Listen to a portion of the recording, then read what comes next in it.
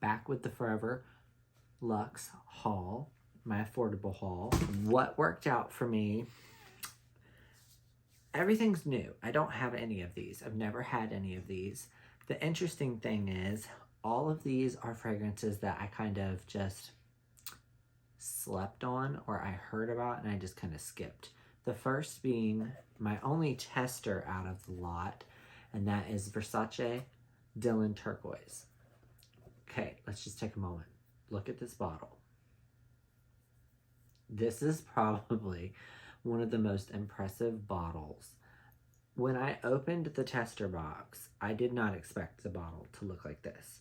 So I have Dylan Blue, but I only have the 1 fluid ounce of Dylan Blue, and while, yes, Dylan Blue looks pretty, I only have the 1 fluid ounce, and it's a nice bottle. I kind of want the big bottle of Dylan Blue.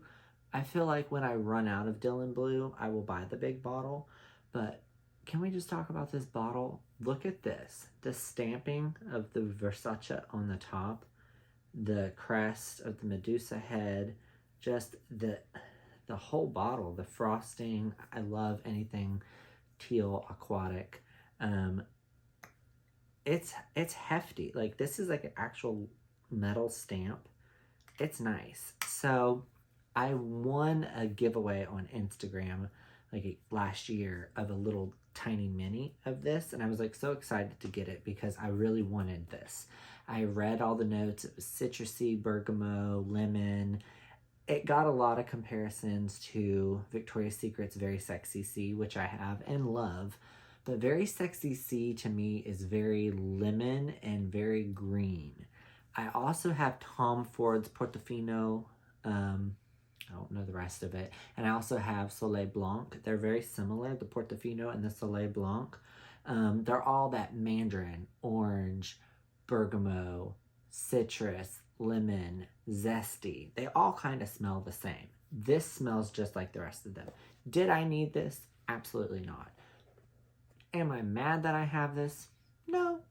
I got the tester from ForeverLux for $43.57.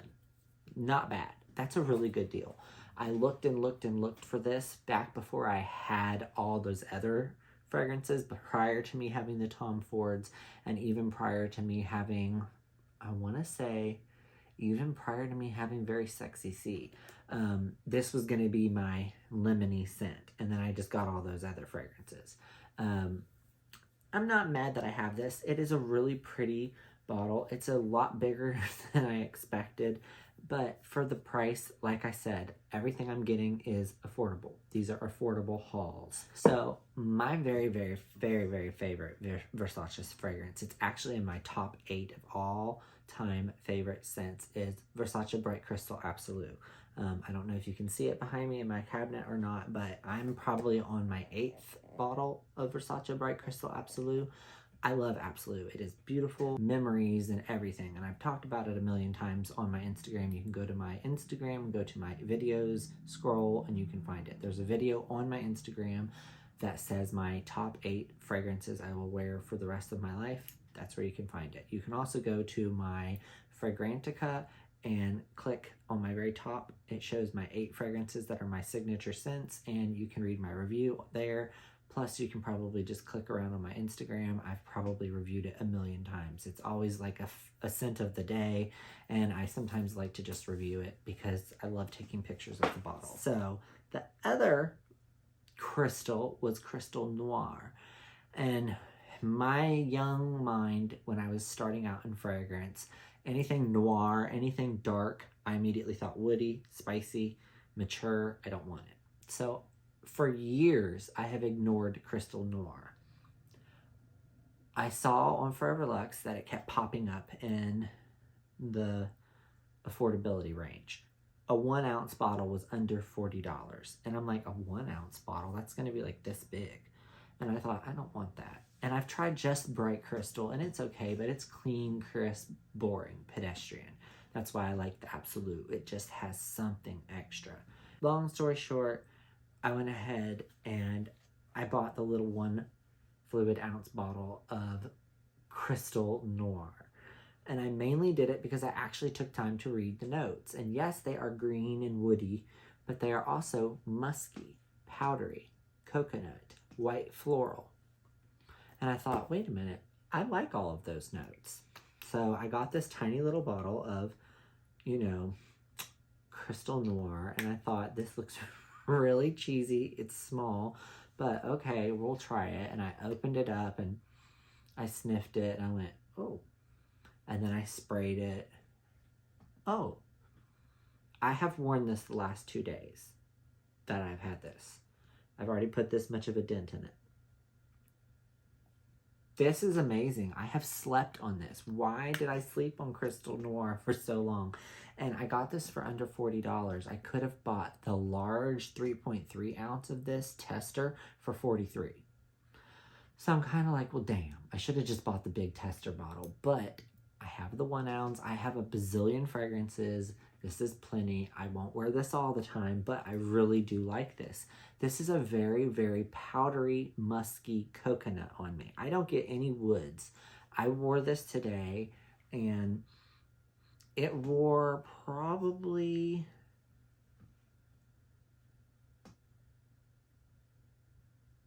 I want to say 8 to 9 hours, really faded out in hours 6 to 8. So strong for the first 6 hours. And it was about 60 degrees today.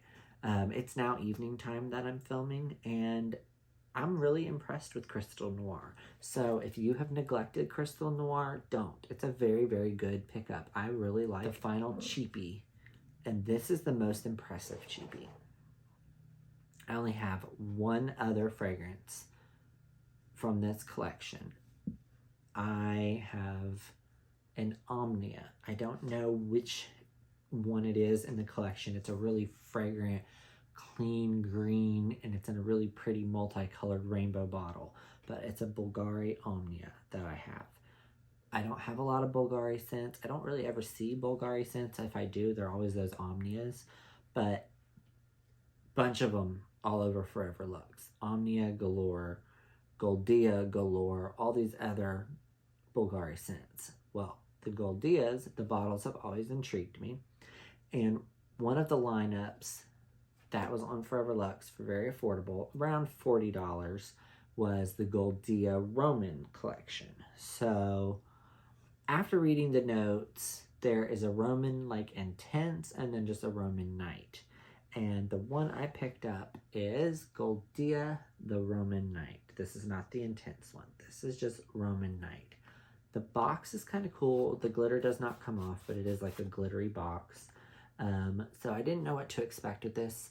The notes read to be a little more mature, but when I pulled the bottle out, I was just really impressed with the bottle. This bottle is super chic. This is a work of art, to be honest. This is well made. This looks like a high-end fragrance house. Bulgari on the top, this like kind of cut like onyx and stone. This is heavy plastic. It clasps on well. The glass is etched and cut through here. The liquid looks to be black liquid, which you don't see black liquid, if ever. The only time I ever saw black liquid was in Lady Gaga's fragrance, which I still have, and which, by the way, is like older than shit, and it still smells good.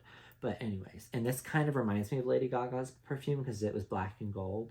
So I didn't know what to expect from this. I wore this the other day to class, and I love this fragrance. Like, wood can really deter me, like noirs, rogues, night. Whenever I hear a fragrance say something dark, I usually get deterred because I think it's gonna stink.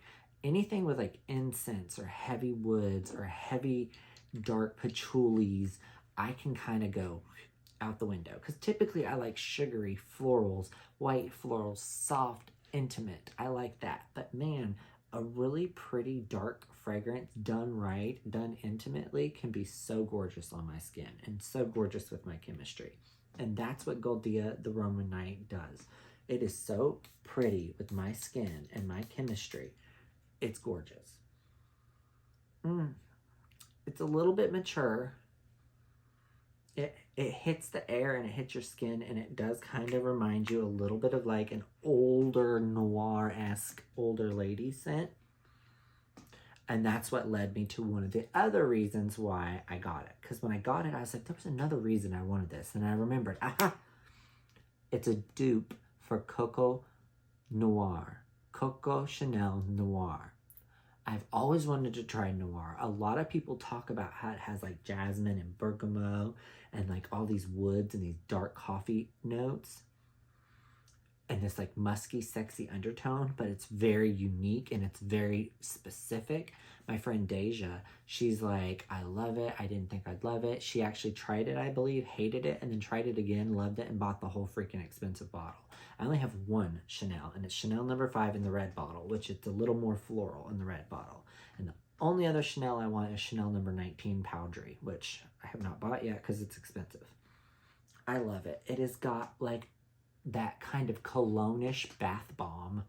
Like, bath bombs are always really fragrant and strong and fruity. This is like a fragrant, fruity cologne bath bomb. Like very musky, animalic, mature, jasmine, patchouli. Very, very pretty. The sprayer, as you saw, was very light. It is almost just like just a mist. I like that sometimes. It annoys me a little because I feel like you have to overspray, but I have noticed a lot of higher end fragrances do that. But it has a very cologne-esque smell in the air. When you spray it, you think cologne, like Aramis, Polo, Lacoste. It has a very true like men's cologne in the cologne department. Old guy cologne, roll-on, strong cologne smell. But then it's like it just changes to this really pretty, soft, sexy, grown scent. It reminds me of something you would put on with a very high-end outfit. I could see somebody in a beautiful black velvet dress with heavy, thick cut jewelry. I would wear this if I have like a big, thick sweater on, a turtleneck, if I'm wearing like one of my favorite pair of leather boots. This is a cold weather scent. Like, I can't wait until it gets into like the teens here and I wear my big cashmere sweaters and my leather boots with the silver studs. Like, I already have the outfit picked out for this. This is a beauty. So I love when a fragrance can pair with an outfit. I don't feel like this will work well in the summer. If it does, it will be a late night fragrance. I feel like this is a fragrance you wear to take someone to bed. It is sexy. You might want to spray your sheets down with this if you want to lay them in bed, and then you want them to remember you. It is a sexy scent. So it's definitely a bed use scent. Very good. And for the price, go to ForeverLux and pick it up, baby. Do not look anywhere else. ForeverLux will save you the coin for sure. I love it. It's so good. Oh my God, it's so good. I cannot talk enough good things about Bulgari's Goldia. This is so good. The Roman Night. Pick it up.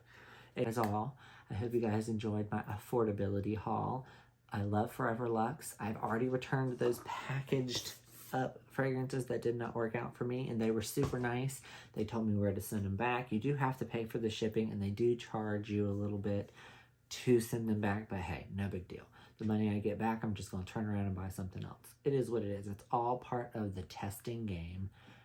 If you have any questions, leave them in a comment, like, subscribe, do all those fun things, and I hope to see you in my next video. Thank you.